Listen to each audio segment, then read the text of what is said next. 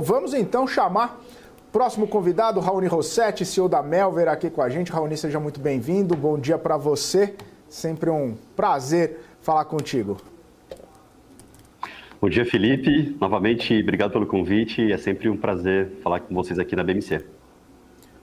Ô, Raoni, a gente está com a super quarta aí no radar dos investidores, inclusive o Banco Central aqui do Brasil deve manter os juros em 10,5% patamar, já bastante restritivo. O mercado já precificou a manutenção praticamente aí de alta de juros, inclusive nas próximas reuniões, talvez tendo essa necessidade por conta até dos DIs que a gente está vendo toda essa movimentação de aversão um pouco ao risco. Queria ouvir um pouco da sua visão sobre essa trajetória de juros, impacto no mercado, se a gente está vendo efetivamente essa aversão ao risco sustentada por conta de uma possibilidade até de elevação de juros em algum momento desse ano. Perfeito, Felipe. Ótima pergunta. Eu acho que o mercado está precificando a Selic aqui no Brasil em 10,5% até o final do ano. Tá? Não acho que teremos grandes novidades aí em relação a isso. Já nos Estados Unidos, há um grande consenso do mercado de que haverá manutenção nessa quarta-feira, mas em setembro talvez haja um pequeno corte. Tá? Então, o mercado está precificando isso. A gente vive um momento no qual as empresas, elas precisam, na minha leitura, aprenderem a operar com taxas de juros mais elevadas. O mercado, eu inclusive, no final do ano passado, esperava uma redução da taxa de juros. Muitos fizeram alocações em renda variável com essa cabeça. Só que com tudo que está acontecendo, da grande conjuntura, eu não consigo mais modelar as empresas pensando em juros muito mais baixos. Então, acho que quando os investidores eles virarem essa chave, e ao invés de ficarem nesse fluxo de entra e sai, especulando nas potenciais reduções ou não futuras, eles vão acabar tendo resultados ruins. Bom, em relação às empresas, vale ressaltar que taxa de juros mais elevada faz com que as despesas financeiras das empresas, que basicamente são as despesas oriundas dos juros, elas ficam maiores, e as taxas mais elevadas, elas naturalmente afetam mais as empresas com maior grau de alavancagem. Assim como aquelas empresas que elas precisam ter acesso a crédito para investimentos, expansão, fusões, aquisições, o crédito mais elevado faz com que elas sejam menos ousadas. Isso pode fazer com que elas cresçam menos com o passar do tempo.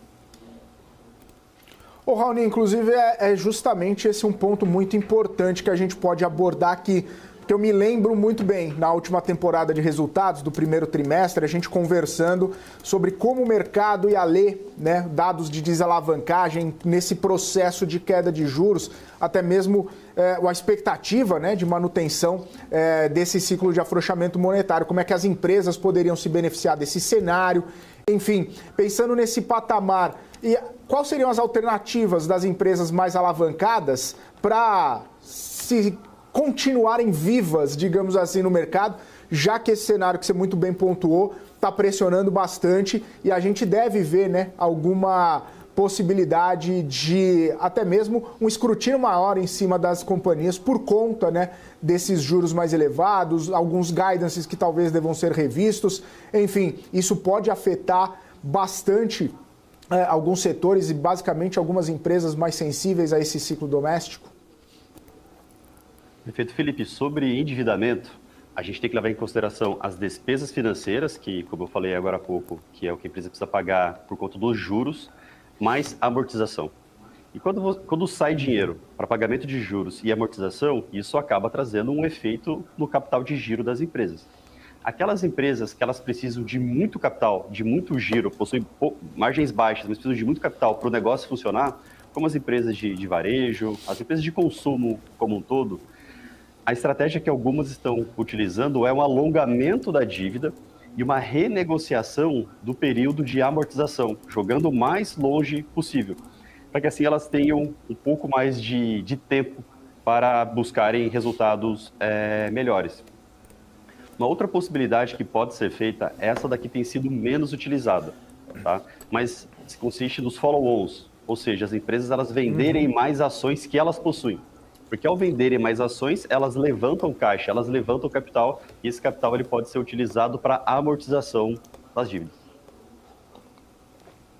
Ô Raoni, nesse cenário, eu queria só entender uma questão. O follow-on das companhias, num cenário onde, de repente, elas estão mais pressionadas, onde o preço já está bastante depreciado, não seria ruim para a companhia? E aí, por outro lado, né, a companhia tentando buscar crédito via dívida, que talvez esteja um pouco mais fácil, mais farto no momento, seria mais complicado por causa das altas taxas de juros. Como que a empresa precifica isso? Como que a empresa sai, né, dessa sinuca de bico quando precisa levantar algum recurso? Vale a pena para ela buscar o follow-on que seja, depreciando ainda mais esse ativo? Sinuca de bico. Eu acho que é bem essa a expressão. Em algumas empresas, elas estão passando por um cenário de sobrevivência, Felipe. E por ser um cenário de sobrevivência, o que faz mais sentido? Tentar renegociar as dívidas, tentar levantar capital por meio de uma oferta ou ir para uma recuperação judicial, por exemplo. Então, cenários de guerra exigem algumas medidas que elas podem não ser tão saudáveis pensando no mercado mais normalizado, mas o que pode fazer com que a empresa mantenha-se viva ou não. Ô, Raoni, nesse cenário aí a gente está vendo bastante dificuldade aí, inclusive para trazer de volta o investidor estrangeiro, né? Esses follow-ons, ou essas novas captações, poderiam ser uma alternativa para a gente ver investidor estrangeiro voltando, ou o cenário doméstico está mesmo proporcionando essa saída e o retorno não deve ser tão breve assim? Depende das empresas, obviamente. Mas aqui no Brasil, eu diria que 70% dessa pressão que a gente está vendo sobre o mercado acionário no Brasil, eu diria que 70% é devido a fatores internos. Né? O assunto que eu volto a trazer aqui para vocês que estão nos ouvindo, que é em relação às questões fiscais do Brasil, a política fiscal do Brasil. Foram uma série de tentativas do governo, do Haddad, em aumentar as arrecadações. Pouquíssimo se falava sobre cortes de despesas.